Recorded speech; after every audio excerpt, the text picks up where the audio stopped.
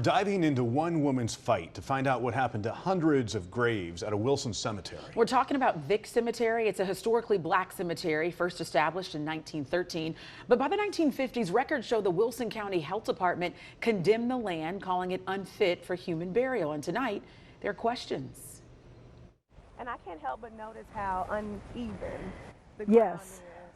That's because you're walking over graves. Race and culture reporter Akila Davis joins us with her part of the investigation. And Akila, there were efforts to clear and maintain that cemetery, but somehow the grave markers were removed in that process. Yeah, Steve, some of those questions people are asking leaders in Wilson. Why did the city level the ground, remove the grave markers, and build over that land where thousands are still buried? That was after Miss Lavoya Pitt has seen many changes in Wilson, North Carolina. The 92-year-old and I walked a path in the middle of this grassy field. Well, you looking good? And I feel good. The land used to be Vic Cemetery, a burial ground for African Americans. Her grandparents are buried here. It would be nice to know that you could go out there and say, hey, you know, they lie here, they lie there. Today, this monument honors every soul resting here, but there are questions around what happened to their headstones. Who knows?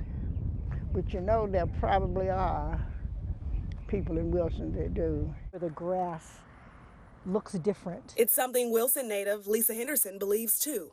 Let me show you the last remaining physical evidence, ground level evidence of a grave in the cemetery. Walking me over to what appeared to be a vault cover with grass growing over it. Lisa uncovered documents telling the story behind this land. I tried reaching current Wilson Mayor Pro Tem James Johnson because he was on council when the decision was made to clear the cemetery. When we're talking about the dead, these, you know, they can't, who can speak for them?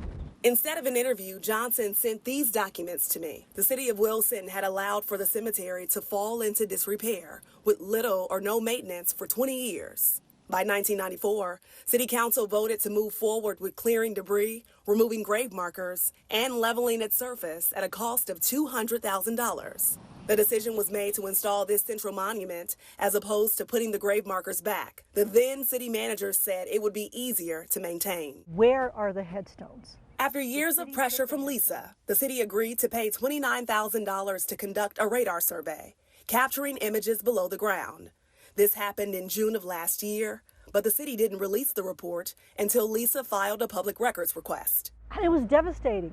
4,224 graves that they could detect were here. This means thousands of African Americans who were buried here between 1913 and 1950 lie under this grassy field. And I can't help but notice how uneven the ground is.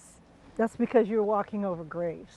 This is personal for Lisa because her uncle is buried here. Both she and Miss Lavoya are among the many casualties of the city of Wilson's decision, now paying their respects in front of this monument. Did Grandma and Grandpa deserve better than a monument? And, well, yeah, you're better than your monument. And a newspaper article from 1996 says that the tombstones had been collected for storage by the city. But when I asked the city where they were being stored, I got no answer. As for Lisa, she started a blog called The Lane Street Project. It details her efforts of getting answers around the city's decision.